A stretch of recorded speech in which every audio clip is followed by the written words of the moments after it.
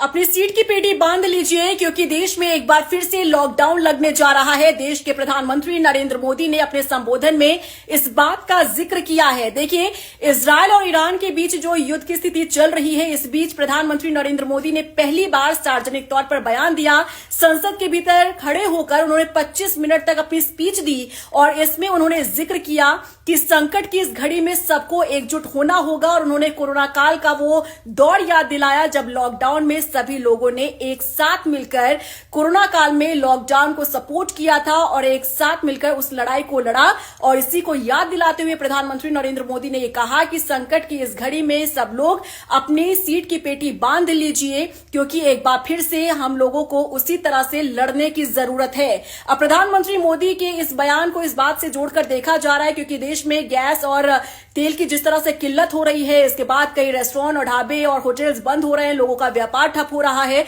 और कई जहाज ऐसे फंसे हुए हैं